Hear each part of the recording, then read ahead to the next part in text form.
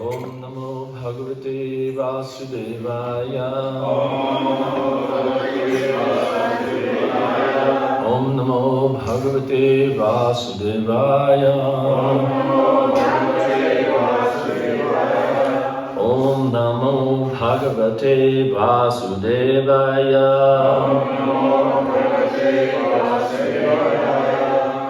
So today is the appearance day of Srila Ramunajacarya, a great Vaishnava Acharya, and we'll be reading one verse from Caitanya Caritamrita related to Srila Ramunajacarya and talking a bit about his life.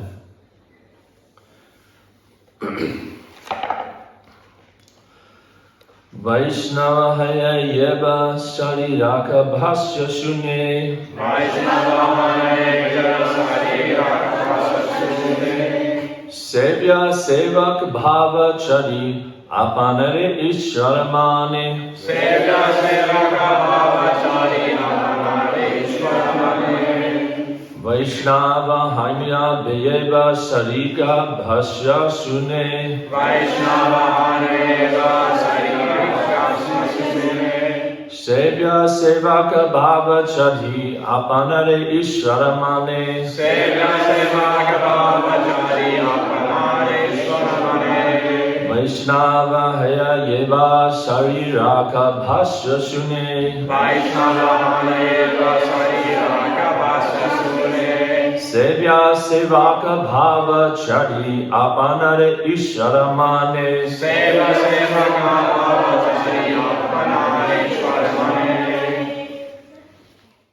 Vaishnava haya, being a Vaishnava. Jeba, anyone who.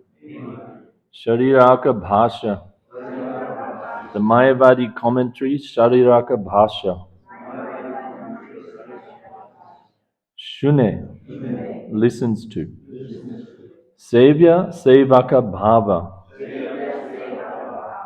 the Krishna conscious attitude that the that's okay. All right then. The Krishna conscious attitude that the Lord is the master and the living entity is his servant. Chadi, giving up. Apanare, himself. Ishvara, the Supreme Lord. Mane, considers. Translation and purport by His Divine Grace, Srila A.C. Bhaktivedanta Swami Prabhupada. Srila Prabhupada ki jai. When a Vaishnava listens to the Shariraka Bhashya, the Mayavad commentary upon Vedanta Sutra, he gives up the Krishna conscious attitude that the Lord is the master and the living entity is his servant. Instead, he considers himself the Supreme Lord. Please repeat. When a Vaishnava listens to the Shariraka Bhashya, the Mayavad commentary upon Vedanta Sutra, He gives up the Krishna conscious attitude that the Lord is the master and the living entity is his servant. Instead, he considers himself the Supreme Lord.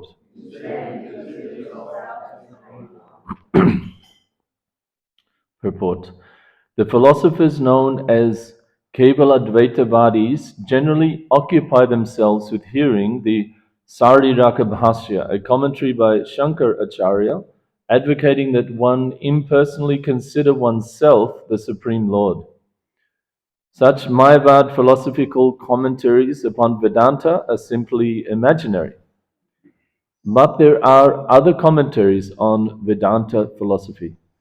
The commentary by Srila Ramunajacarya, known as Sri Bhashya, establishes the Vishishtadvaitavad philosophy. Similarly, in the Brahma Sampradaya, Madhvacharya's Purna Pragya Bhashya establishes Shuddhadvaitavad. In the Kumara Sampradaya or Nimbaka Sampradaya, Sri Nimbaka establishes the philosophy of Dvaita Advaitavad.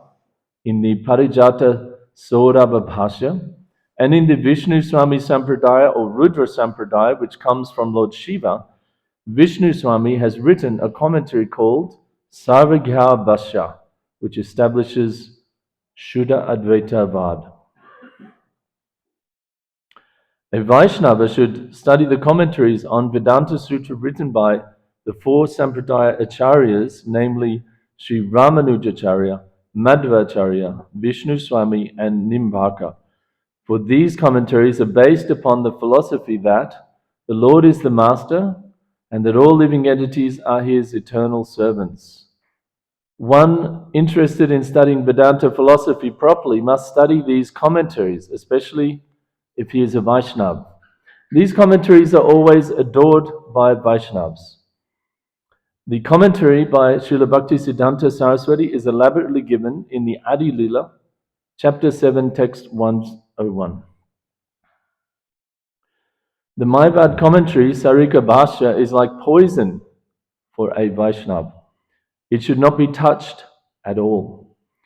Srila Bhaktivinoda Thakur remarks that even a Mahabhagavat or highly advanced, highly elevated devotee who has surrendered himself unto the lotus feet of Krishna sometimes falls down from pure devotional service if he hears the Mayavad philosophy of Shariraka Bhashya. This commentary should therefore be shunned by all Vaishnavas. Om Jnana Timirandasya Gyan Anjana Shalakaya Chakshun Militam Jena Tasme Shri Gurave Namaha. Just before we get into this, I wanted to just note something in this purport, and that is about always understanding what is the context, or if you want to say Sambandha Abhidaya Prayojana, what is the Sambandha, or what is the field, what is the relationship that a certain philosophical point is being made on. And here in this purport is a good example. So I just want to quickly highlight that before we get into this, before we get into the class proper. And this is very important. It's always very important, but it's especially important in today's situation where people have philosophical discussions based on very small excerpts of scripture, or in our case, very small excerpts of things that Srila Prabhupada said. And with the way that the discourse happens, oftentimes there's just a very short point that's made and it's put up, and then many people will rally around that point. Yes, this is the point, this is great. This is what we feel, this is the real truth. But we'll notice that in olden times, in traditional times in India, scholars would debate for many times days at a time. And there was plenty of time to look at what is the context, what is the situation that something's being said in. Okay, now here's a good example of that.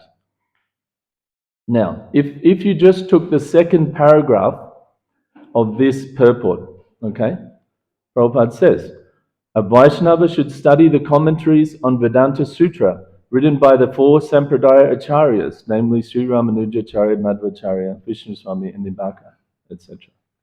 Okay? Now, you could read that and you could post that on your favorite social media site, and you could say, here it is. Prabhupada has said we should study the commentaries of the Vedanta Sutra by all the four Vaishnava Acharyas.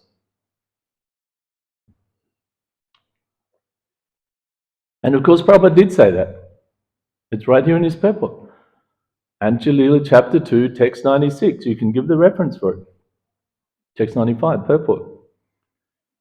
But if you made a big deal about that point, wouldn't that be a little bit disingenuous? Yes, it would be. And why?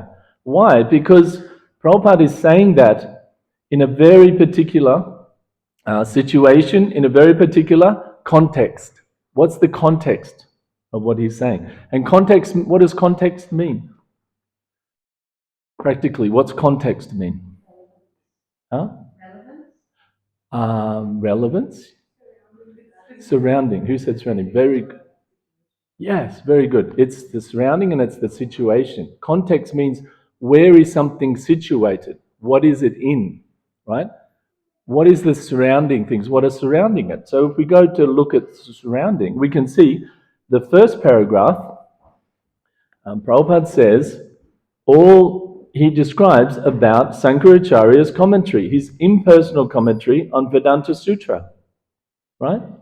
He's talking all about that Vaishnavas don't accept this, they don't read that, right? That's the surrounding, or that's the situation of him making the statement that Vaishnavas should study the commentaries of Vedanta Sutra written by the four Acharyas. So, like that, if we are... recently this happened to me on social media where somebody wrote an excerpt of Srila Bhaktivinoda Thakur saying that it's okay to find fault with religious people and that should be done, that's the right thing to be done. And I was a little disturbed and I thought, is that really what Bhaktivinoda Thakur said? So I went to the context, I went to the book, if you read the whole paragraph, it's a very, very different story from just those 1-2 sentences and the story. I don't have time to get into all of that now, but there was many caveats to it, and basically that if you're in the situation of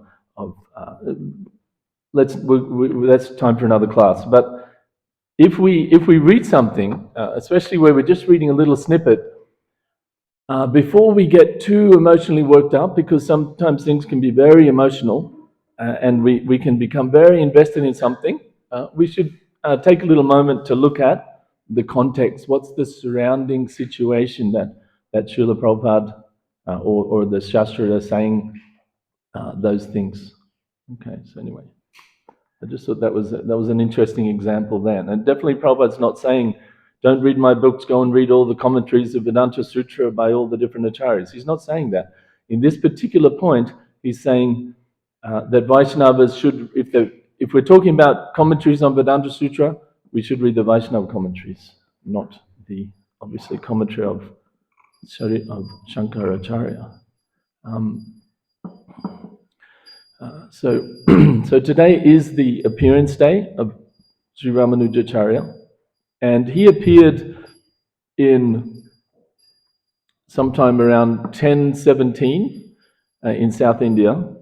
Srimad Bhagavatam explains that after Kali Yuga began, which is about 3000 BCE, so around 5,000 years ago, roughly, gradually the religious principles started to wane, started to go down. And people were just doing all kinds of animal killing and just very low activities in the name of the Vedas, saying, "Oh, see here in this Samhita and this Veda, it says you can kill an animal here, and then you could kill all of these different sacrifices." These are specific things where people can bring the animal back to life. So Lord Buddha came in about 500 BCE. And he basically just said, don't worry about the Vedas, just have non-violence. At least don't kill animals, and then you'll be in a better situation. Okay? And then, after that, so the Vedas had been, all throughout India, the Vedas had been basically neglected. Buddhism had been established very strongly in India throughout those centuries. So in the 8th century, so about 1300 years, about 1,000 years after Buddha, Shankaracharya came. And he came to re-establish the Vedas, re-establish faith in the Vedic knowledge. But the people were used to Buddhism, obviously. More than 1,000 years, Buddhism had been practiced in India, all over India. So he gave a philosophy that while it used the Vedas, the Vedanta Sutra and all of these things, it was basically Buddhism. It was basically saying that the ultimate goal is just to give up your personal identity, and in that way you'll be happy. This is the basic goal of Buddhism. There's no direct spiritual world. There's no direct supreme person. There's no God. And the goal is to clear your karma and dissolve your identity. Shunyavadi, become nothing. So this is what Shankara came and gave a type of covered Buddhism. And about 3 centuries later, the great Acharya Ramanuja came, and he came to establish that yes, it's very good that we're following the Vedas again, but we need to follow the real Vedas, the real purport of the Vedas, which is the Supreme Personality, that the individual soul maintains personality. Mamevam sho jiva loke, jiva bhuta sanatana. Krishna explains in Gita, Mama eva amsho, jiva loke, jiva bhuta sanatana. Eternally, the individual souls are amshas, the little parts of the Lord. There's no time when the individual soul loses their personality. Loses their individuality, or personality. So, Sri Ramunajacarya appeared in 1017 in the village of Sri Perumbudur. He was married at the age of 16. A few months later only, his father died and he became the head of the household. And at that time, he moved to the holy city of Kanchi. He enrolled in the school of Yadava Prakash, who was a very famous teacher and scholar, and he was a monist, which was very, very common. Almost everybody was followers of Shankaracharya at this time. So once while he was massaging his teacher, another student came and asked about a certain verse in Chandogya Upanishad, and the Yadava Prakash gave the explanation that yes, this reddish color is like the rear end of a monkey, and the Lord's eyes are looking like the rear end of a monkey. This is the Sanskrit sutra. He gave this explanation. And of course, Sri Ramanujacharya, being a great devotee of the Lord, he felt great pain at this explanation. And he actually began to cry, and his teacher felt the tears. As Ramanujacharya was massaging him, Yadava Prakash could feel these tears are dropping onto his leg. And he's like, why are you crying? And so Ramanujacharya gave the explanation that actually this verse means that the beautiful eyes of the Lord are like a blooming lotus petal, like reddish lotus petals. That's the meaning of this verse. And his teacher, who was very much an impersonalist, became very angry. And he said, You speak as though there were actually a supreme person. This is due to your foolish ignorance. You have not learnt your lessons properly. You should always remember that the Supreme is without form, without name, and without attributes. This is the teaching of the great Shankara. In the future, you should not voice your foolish sentiments. So he very much chastised Sri Ramunajacarya, his student. And this is a hallmark of impersonalists, or people who are dedicated to the impersonal understanding, is that if you give the personal understanding, they think that is very, very childish, very, very low. That you don't understand. You don't really understand. Yes, that's the initial. That's an sort of introductory understanding, but the real understanding. That's how they talk. Anybody who's had some experience.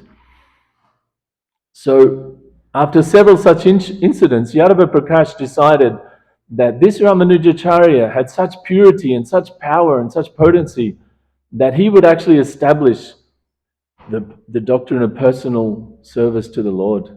And the only way to stop him was to actually kill him. So he hatched a plan to go on a pilgrimage with all the boys, all the school, and go on a pilgrimage, and along the way to actually kill Ramanujacharya. And then his idea was, then after that we'll take bath in the Ganga, and by that we'll relieve ourselves of our sinful activity. So this is another interesting insight, and I'm not suggesting that every impersonalist is going to kill their student, but it's an interesting insight into what are the repercussions of this philosophy of impersonalism? Because at first we might think, what's the difference? It's okay. You believe there's a personal, eternal God, and the living entities are eternal, and they eternally serve the Lord in love. And this other person thinks that there is no such thing. There's just one. There's no eternal form of the Lord. Everybody can become God. Everybody is just a part of God that somehow or another decided to come down here and suffer. Kind of doesn't make much sense. But anyway, this is, you might think, it's a slight difference. Okay. But actually there's a lot of repercussions. And this is one of the things about impersonalism, is that it takes away the ultimate responsibility of the actions of the person. That a person can think that, I am God, you're God, we're all God, and ultimately this material world, it's just like a big machine. It's just like you do this karma, you get that reaction, and then at some point you slip back into the eternal being, just a part, a drop in the ocean, etc., etc. And so this is an interesting insight that Yadava Prakash was thinking, that he would go and kill this devotee, and then just simply by bathing in the Ganga, then he'll be relieved of the sins, and then he would keep going about his life. Now, somebody who understands and who accepts there is a Supreme Lord. What is it? Upadrashtanumantascha, super soul. There's a super soul, expansion of the Supreme Lord in everybody, and he's witnessing everything. He's witnessing everything. And you can't just go and kill someone and then say, go and bathe in the Ganga, or, it's the same thing we pronounce every day, isn't it? In the Mangalati time, you can't commit sinful activities on the strength of the holy name. It's like you can't go and take all kinds of intoxicating things, whatever, or do all kinds of violent things against other living entities and say, I'll chant Hare Krishna, or go and bathe in the Ganges, and everything will be okay. No, devotees understand that is not reality, because the super soul has a very good memory. Very good memory. Krishna actually says, right? What is that? Savasyichaham hridisana matta smriti gyanam apohanam cha. He actually gives remembrance, knowledge, and forgetfulness. So if he can give all remembrance, then what to speak of himself? He has complete remembrance. He remembers. But this is the kind of mentality that this impersonal philosophy can lead to. So anyway, finally Ramunajacarya was saved from that. His cousin Govinda was in the party and warned him. He went away and he was saved, and he went back to his life. And very soon he attained the association of Srila Ramunajacarya, a great acharya, who was based at Srirangam in South India. And he became his disciple. And when Ramunajacharya was leaving his body, he was found that in his left hand he had the yogic sort of mudra, but then in his right hand 3 fingers were kept like this, and his disciples couldn't understand that why does he have those 3 fingers? What's going on? But Ramanuja could understand, and he actually was brought to Srirangam very soon after Yamunacharya had left his body. And he said this, he said, I can understand that our great teacher, Sri Yamunacharya, he wants to fulfill 3 purposes in the world that he still hasn't fulfilled. And he said this, he said, for the well-being of the people of the world, I will prepare a commentary on the Vedanta Sutra that will establish the Supreme Person as the ultimate reality.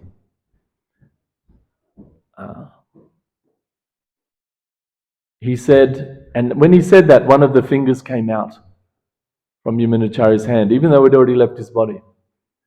And he said, I will protect the people in general who are deluded by impersonalism by bestowing upon them the nectar of surrender at the lotus feet of Narayan. And at this, another finger came out. And then finally he said, and in order to honor Parashara Muni, who in ancient times established the relation between jivas, the living entities, and Ishvara, the Supreme Person, I shall name one of my disciples who is greatly learned and devoted after him, after Parashara Muni. And of course we know that Parashara Muni wrote the Vishnu Purana, and he was the one that, his verse is quoted many times by Srila Prabhupada in saying, what are the 6 opulence of the Supreme Personality of Godhead, right? That is from Parashara Muni in Vishnu Purana. So at this, the 3rd finger came out on the hand of Yamunacharya, and everyone was amazed, and they all accepted Ramanujacharya as their leader and guide. Of course, he was already well known. He was well known to all the Vaishnavas in Srirangam already, and obviously very well known to Yamunacharya as being a highly advanced Mahabhagavat Acharya, devotee of the Lord.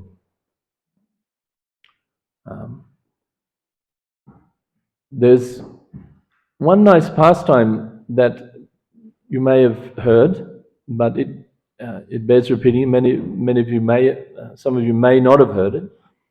One time, Srila Ramanujacharya was advised to go and meet Mahapurna, who was a great devotee in a place called Tirukotayur, and to receive a Vaishnava mantra from him. He was advised by his teacher. And so he went there and he requested this Vaishnava mantra, and 18 times he requested. And this Mahapurna said, no, I can't give it. It's very, very confidential mantra.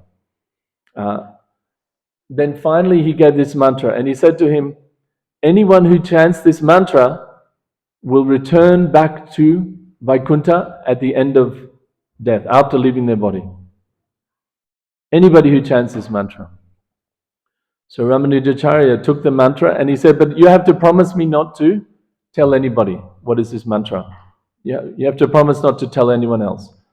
So Ramanuja accepted. Okay. So he got the mantra.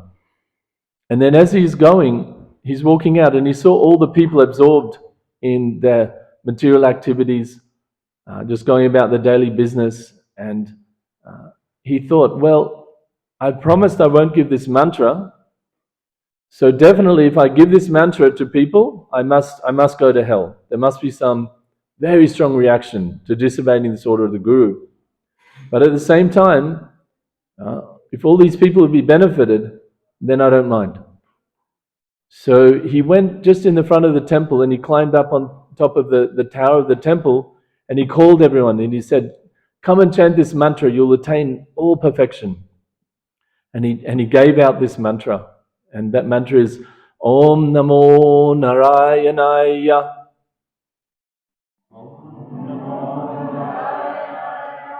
Om Namo Narayanaya. Om Namo Narayanaya. And all the people forgot. They were going to the temple to offer some prayers, to try to get some gold or some success in their business. They all had all kinds of material plans, and they forgot all that. And they all become extremely blissful. And when Mahaprabhu heard about this, he was very, very upset. And he asked him why he did that. And Ramanuja said, "You know what? I don't mind going to hell. I don't mind getting the reaction. But you told me that this is going to help everybody to get free from this material world, to attain pure spiritual consciousness again. And I couldn't help myself. I wanted to help them even if I have to go to hell." And at this, Sri Mahaprabhu was extremely, his heart completely softened. And he said, "Actually, you have done the right thing. Actually, this is a symptom of a Vaishnava, someone that doesn't care about their own happiness, but simply wants to benefit others." Yeah? What more example we have than our own Srila Prabhupada, who underwent so many pains and so many tribulations in so many different ways, many before he even came to the Western world, and then after he came to the Western world, to give out this. This is Vaishnava. This is a Vaishnava. So he lived to the age of 120, and finally he left his body. He was a great acharya at Sri Rangam for many, many years. And when he left his body, just before he left, his disciples begged him to please stay another few days. And he gave these final instructions. He said, "Always remain in the company of and serve those souls devoted to Godhead, just as you would serve your own spiritual preceptor. Have faith in the teachings of the Vedas and in the words of the great saints. Never become the slave of your senses. Always strive to conquer the three great enemies of self-realization: lust, anger, and greed. Worship Narayan and take pleasure in uttering the holy names of God as your only refuge. Sincerely serve the devotees of Godhead. By service to the great devotees, the highest service is done, and one quickly gains the supreme mercy. Remembering these things, you should live happily in this world for the attainment of the next."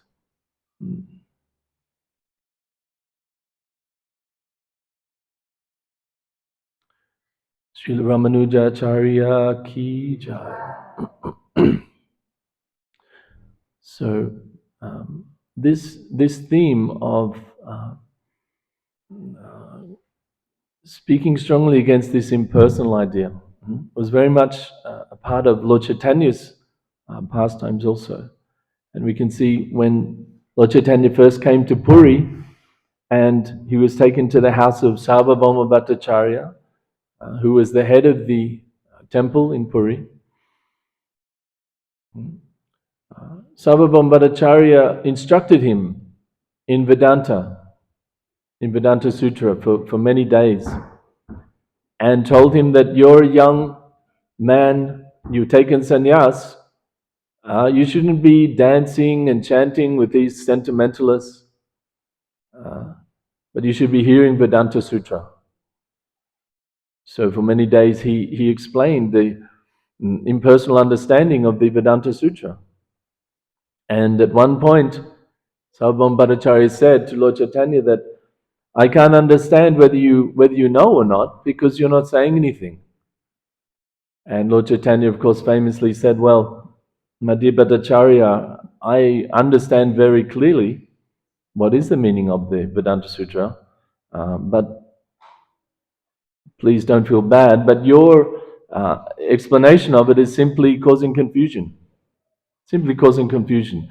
And after that, Bhattacharya said, all right, will you explain? And Lord Chaitanya explained Vedanta Sutra in terms of the eternal service of the living entities to the Supreme Lord. And this is what breaks the heart of the Vaishnavas, is that the impersonal philosophy means, it doesn't. The impersonal philosophy is suggesting that there's no eternal service to the Lord. That the service, the bhakti that devotees do, the Vaishnavas do, is just simply a sentimental kind of a thing, and it might have some use, but ultimately the supreme goal is to merge into the Lord, and in fact we are all just parts of the Lord. This is the philosophy. And the Vaishnavas, you can read from Lord Chaitanya Shikshastikam. What is that verse? Janme Janme. Well, here we say Janme Janme. Prabhu say, what is that verse?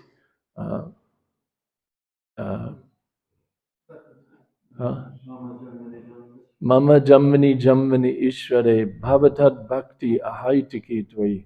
Lord Chaitanya prays that birth after birth, forever, he just wants Ahaituki Bhakti. He wants to serve the Lord in love. He wants to love the Lord. And to hear that that love will be stopped and you have to give up, it's a horrible thing.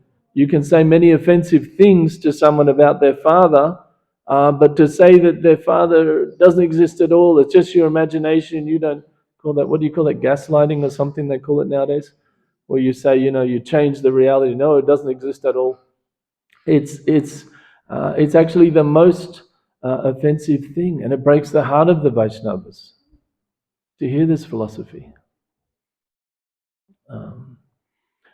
After you've been chanting for a while, you start to feel this yourself. You start to feel this is horrible, actually. And when people say this, it feels very bitter. It's a very horrible presentation of spiritual life. And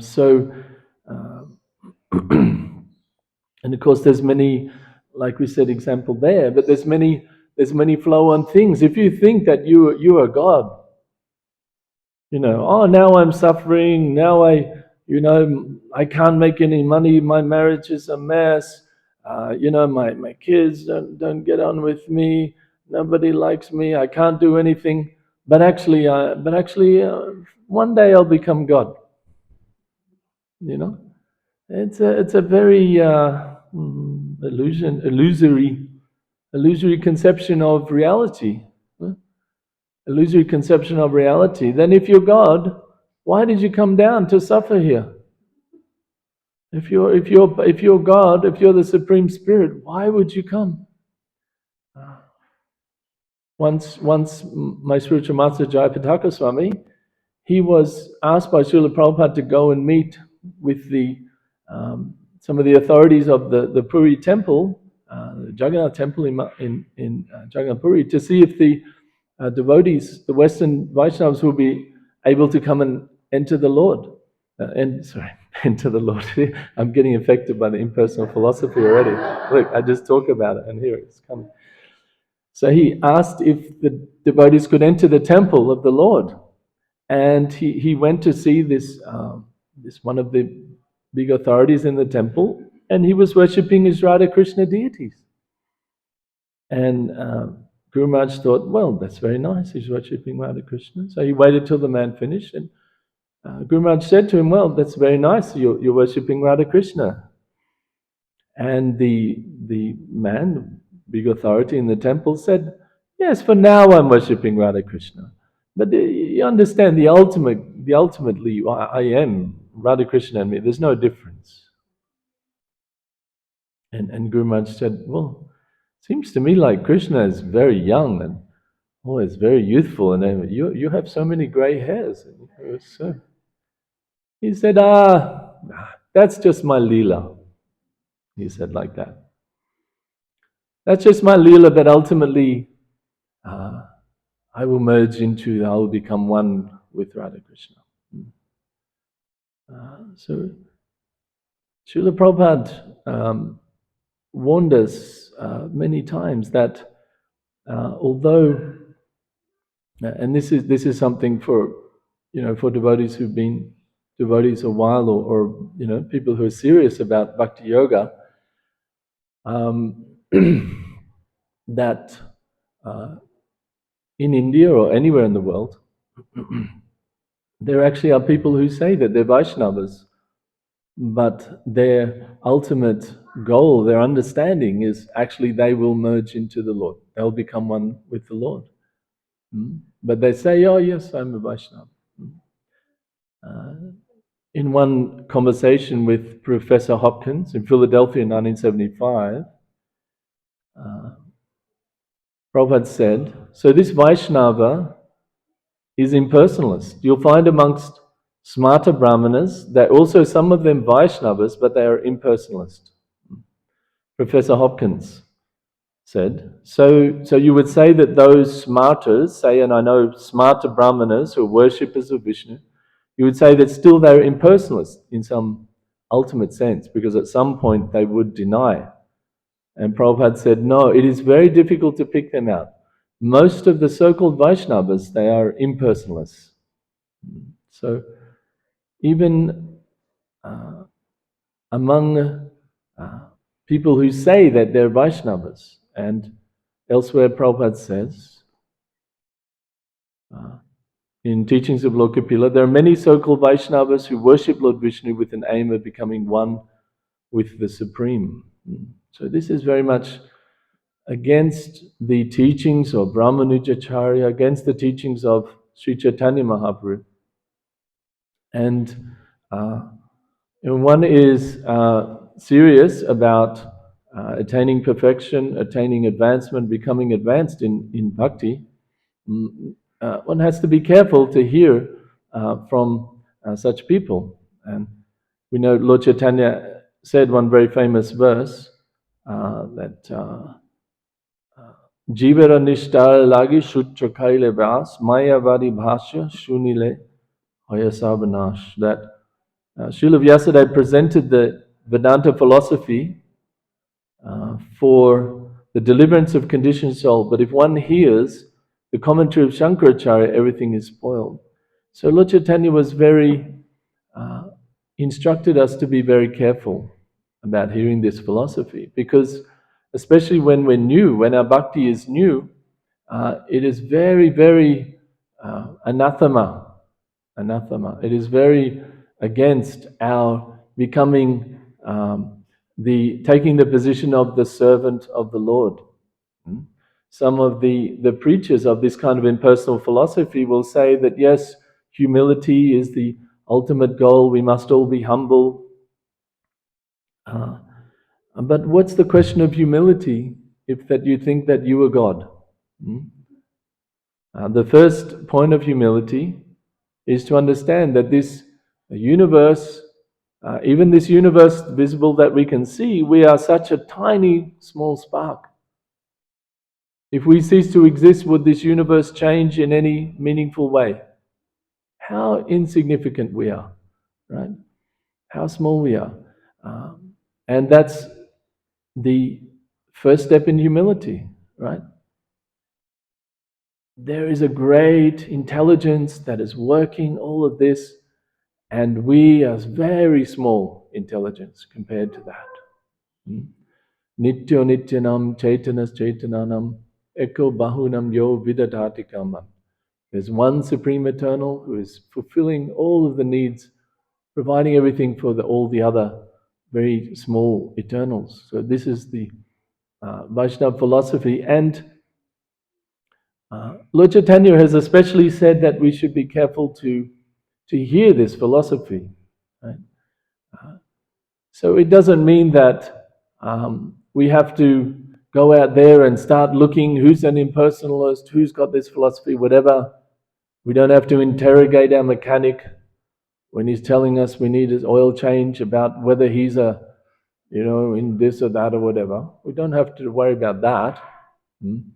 But we have to be careful about hearing that philosophy, right, and associating with people who are very dedicated to that philosophy.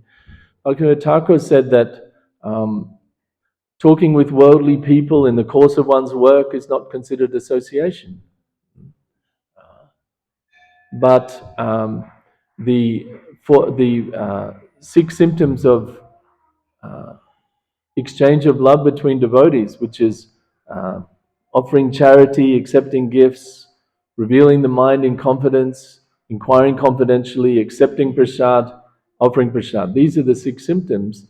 And he has advised very strongly that Vaishnavas should be careful about these kinds of things. Um, we don't want to inquire confidentially or reveal our mind in confidence to someone whose ultimate understanding is that there is no eternal bhakti, there is no eternal service to the Lord. We all our acharyas, all the 6 Goswamis, Srila Prabhupada, Bhaktisiddhanta, Lord Chaitanya, Vishwanath Chakravarti Thakur, Bhaktivinoda Thakur, all of our acharyas have again and again stressed that it is a reality. Krishna is a reality. Our service is a reality and it doesn't go away. It can be eternal. If you want to love the Lord, you can love Him eternally, right? So we have to be very careful not to hear from those who are denying this. Okay? We started very late today. I'm not sure the kirtan went. I didn't start until just almost 7:45, and being a Sunday, I don't know if everybody has to run off. But with that in mind, I'll leave a few minutes for question or comment. If there's any question or comment about these points, Pitambara. Prabhu, just the last bit about Echo Bahanam. There's I just read today, Prabhupada, and I've heard it other places too. The Lord has millions and trillions of forms, basically unlimited. So there's unlimited living entities, but there's also unlimited Vishnu Tapa. So is there? But he's the one person, and we're the. So basically, there's a Vishnu Tattva for every jiva. Could that be said? In what sense do you mean, like for every jiva? Well, it just, because the usual understanding that I had, and that I think is the general understanding, is that there's one Supreme Lord, and there's unlimited, we're the little children of the Lord. Yeah. But then you could be said there's as many forms of God as there are unlimited living entities, no? Yeah, I mean, in the sense that infinity equals infinity, yeah. I mean, in a mathematical sense, yeah. But your point is good about the forms, It's like there's unlimited forms of the Lord. Right. So it's unlimited forms of the Lord, whereas unlimited living entities, right. Unlimited different ones. Yeah, so he's like, I remember once somebody saying, Lord Nrsingadev is Krishna himself. When he gets so angry, that's when he manifests that form. He's the Lord, so he can manifest any form or anything like that. Not like us, like we get angry and what happens? We just eyes get red and whatever happens. But it's still, it's still him.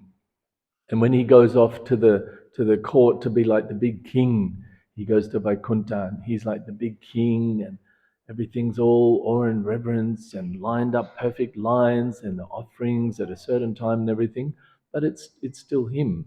It's just a different mood. And he changes the form just to facilitate the mood of what he wants to do. So it's always him. And we can read in Bhagavad Gita, right? Ye yatamam prapadante.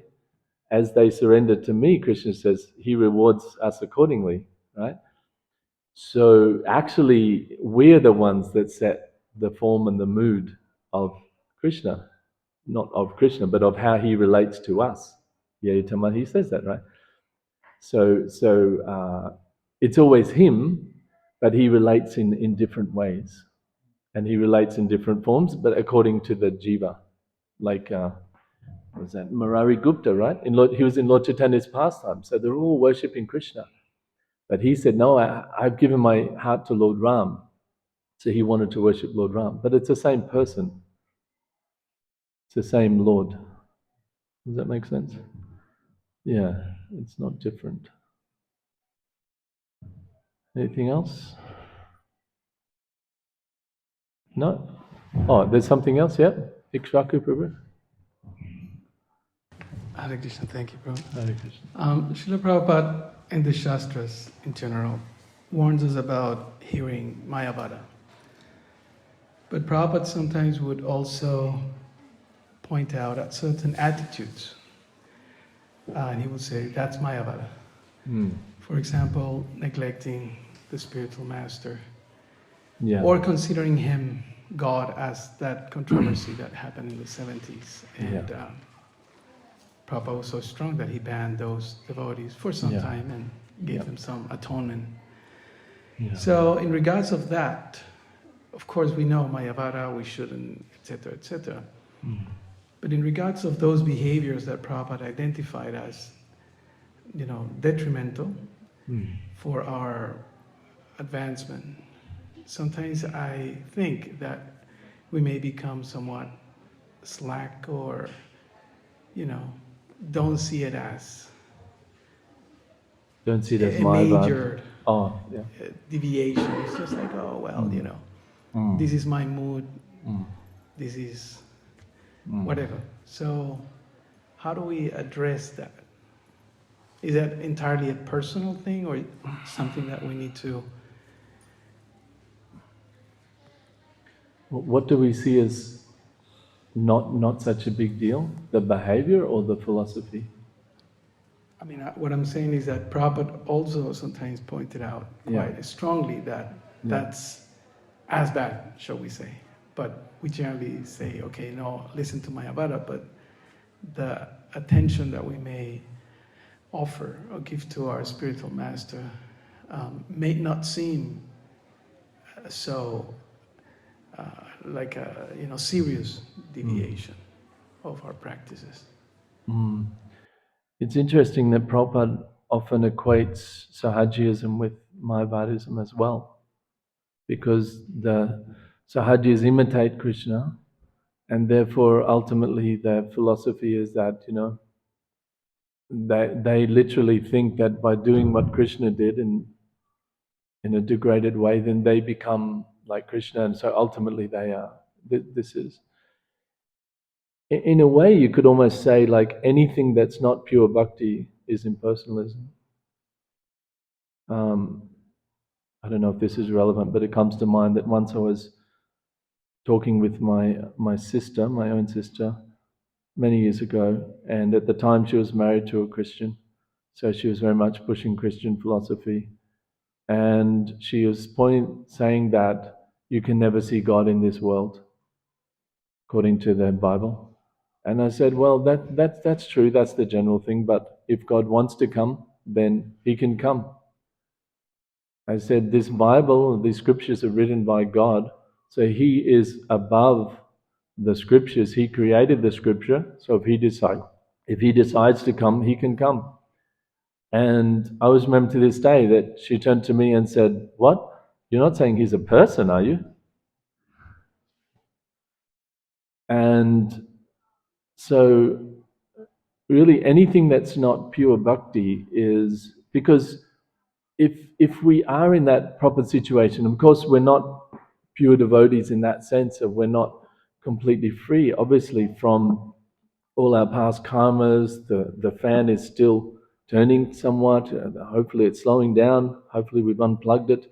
But at the same time, if we're in that right understanding, then everything is clear, that the spiritual master is a representative of Krishna, but he's a separate person also. This is bhakti, Sri Guru Charana, all that.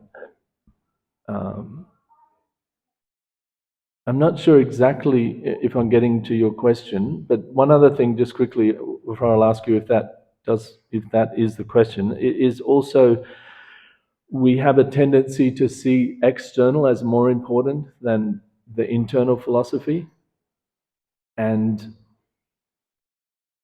we can see, Jagai Madai, they didn't really have a philosophy, but their external activities were atrocious. But when they surrendered to the Lord and they gave up their external activities, then immediately they were situated in the Vaishnava situation. Compare that to Gopal Chakravarti. Is it what was the not Gopal Chakravarti, the godbrother of Ishwara Puri? What is his name? Ramachandra Kaviraj, who had a very critical attitude towards his spiritual master and maintained that throughout. You can read in Caitanya Caritamrita that even much later in life, when he came to Puri, he was very critical of Lord Chaitanya and so many things. So, if your question is the internal very important, and do we sometimes not worry about that? Then definitely. I think if we look at practically how the society works, is that the representatives of Srila Prabhupada understand that, and there may be various services given to different people, but to have the service of explaining the philosophy, one has to have a correct understanding, and if that isn't there, it is a really, really big deal. And Srila Prabhupada and Acharyas, you can see, Ramunajacarya and Prabhupada wrote in his second pranam mantra, which he wrote himself, of course, because no one else was qualified at the time. Namaste Saraswati Devi, he's the servant of Sri Saraswati Thakur. Namaste Saraswati Devi, Gauravani Pracharani, he's giving the message of Lord Chaitanya all over the world. Nivashesha Shunyavadi, Paschatya Deshatarani. So he didn't say that he's saving the Western countries from sinful activities. Important. He didn't say, Papa Deshatarane. I'm saving, he didn't say like that. He said he's saving the Western world from impersonalism and voidism. So Ramanujacharya, all our acharyas, Bhaktisiddhanta Saraswati, they preach so strongly against this, because if you have that understanding, basically it's complete atheism. There's no God. We're all just there. There's no, where's the question of bhakti? There's no question of bhakti. Cannot be. So it's essentially important. And yeah. So yeah. Anything else? Sorry to keep you. Whoa. Also, kind of like with the, I guess it's kind of a Christian mindset as well, or many religions mindset. It's like at the end of life, depending on what you do in this lifetime, then at the end of life, then you go back to heaven or hell. And I think, even in our movement, we can tend to think like that. We think in this material world, we have to be a good material person, but also spirituality is there. So that at the end of life, we'll go back to Godhead, go back to Gokula Vrindavan. But how should we change our understanding to the correct understanding, which is you can be Krishna conscious right now, even in this material world, like Prabhupada. He was always with Krishna. It wasn't that after he passed away, then he went back to Gokula Vrindavan. He was always with Krishna.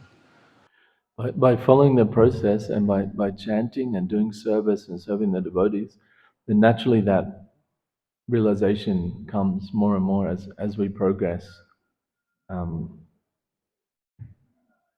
Because there was some question, I think, in Mahaprabhu's class, or some maybe Bhanuswami, I can't remember, but about that, Lord Chaitanya said, Mama Jambani Jambanishware, so does that mean he's happy to come back birth after birth?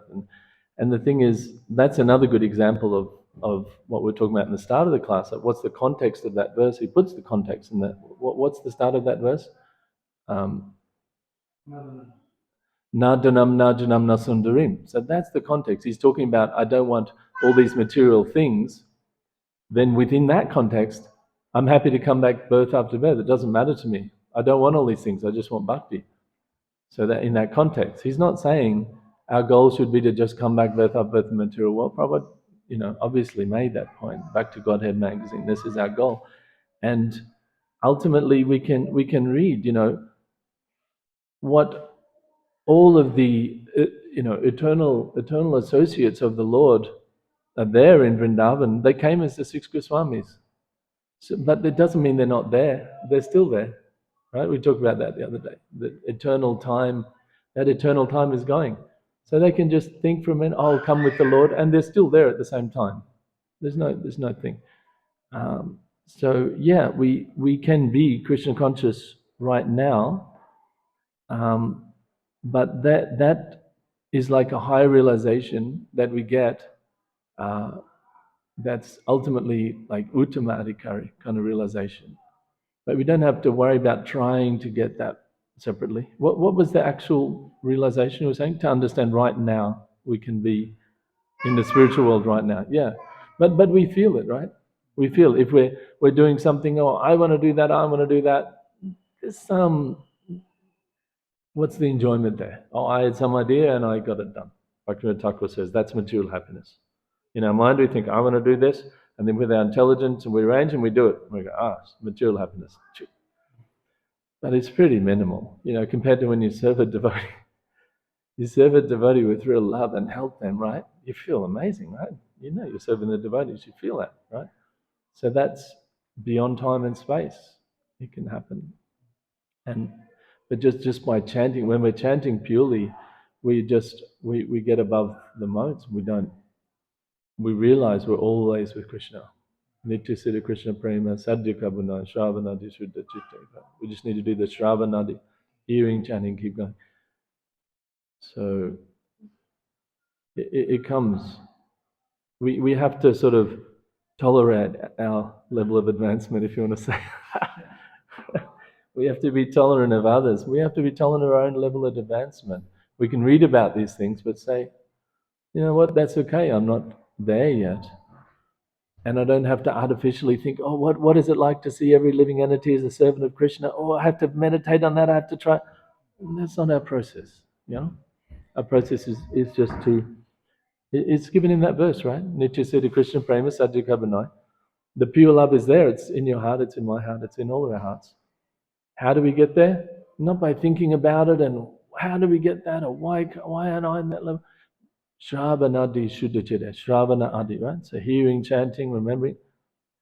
Shuddha Chitta, purify the heart. The heart becomes purified. Then Koraya Uday, then it'll awaken. And we just have to realize that, where I am, that's okay. As long as we're on the road, as long as we're on the path. We're on the path. Where am I on the path? What's my ashram? What's my vana? So much vana is not so important, but especially what's my ashram? I'm on the path. I'm properly situated. I'm on this path. Externally, internally, I have service. I'm under some authority that's guiding me. And then everything will come, It's like if we get on the M1 to Sydney, we don't have to get all bent like, oh my God, I'm not in Sydney yet. So it's already been 2 hours. Come on, where are I? No, Sydney's 10 hours. But we're on the path. We can ask others, am I on this path? Is it okay? We can read. Prabhupada said these are the symptoms. Being on the path, follow the Guru, chant as best you can, take that really seriously, do your sadhana, do all these things. Then you're on the path and you'll get there, We tolerate the level we're at. Bobby? We'll just keep going because everyone who needs to eat and stuff. That question about I'm just joking. So I'll wrap it up. You know how there's three types of liberation? Give the thing. There's 3 kinds of liberation. 5 kinds of liberation. 5 kinds of liberation. Yeah. So one of them is actually attaining the form of God. Yeah. Vaikuntha Vasis. Yeah. They have 4-armed forms like Lord Vishnu. Yeah. So what about those kind of Vaishnavas who want that? What about them? Well... Huh? They get it. There you go. Answer. They get it. Yeah. Of course, that's not part of Lord Chaitanya's Well, that was Nandu's question, I think, that Lord Chaitanya is complete surrender. It's beyond even the 5 kinds of liberation, because it's like, even if I'm here, it doesn't matter if I'm loving you purely. So what does it matter? If we have pure love for Krishna, everyone we see is like, wow, you're a devotee of Krishna. How can I serve you? How can I give you prasadam? How can I give you a book? We're in the spiritual world. Whereas even that desire to have the form of the Lord, to live on the planet of the Lord, all of that, it's a spiritual desire that Lord Chaitanya, Ramunajacarya Roy explaining to Lord Chaitanya, Varnashram, etc., etc. Then Braja Bhakti is beyond all. You know how there are in India there are so many Vaishnavas who don't talk about Krishna Bhakti or Goloka. And that's okay. Yeah. So they don't. I guess because why is it so rare that only Mahaprabhu spoke of it only 500 years ago? No, Madhavendra Puri spoke of it. It's in the Bhagavatam. The gopis are in the Bhagavatam. It's not 500 years ago. But it's very hidden. No, it's right there in the Bhagavatam. It's there. But people have their independence. Yayatama prapadyante tam stateva bhajamyaham. And they want that. It's perfect. It's a perfect position being in Vaikuntha. If you read, what is it? Bhagavatamrita? No, what is it? Brihat Bhagavatamrita. That goes into all of that. They're perfect. But he had the form of a cowherd boy. He was a Brajavasi. So to him it was like, oh, this is amazing. What does he do when he goes home? It's like meeting your father in the court or something. How much can you relate to the father in the court? He's a high court judge. Yes, Your Honor, no, Your Honor, all this kind of stuff. I'm like, I just want to get home and have some jokes with him. But they have that sarup, that's their perfection. It's also perfect. Jai Grantaraj Srim Bhagat. Oh, sorry. Can you just quickly say there's 99% chance that Mahatma Prabhu will pass tomorrow morning? 99% chance of Mahatma Prabhu giving class tomorrow morning. Jai. Almost. Almost that, perfect.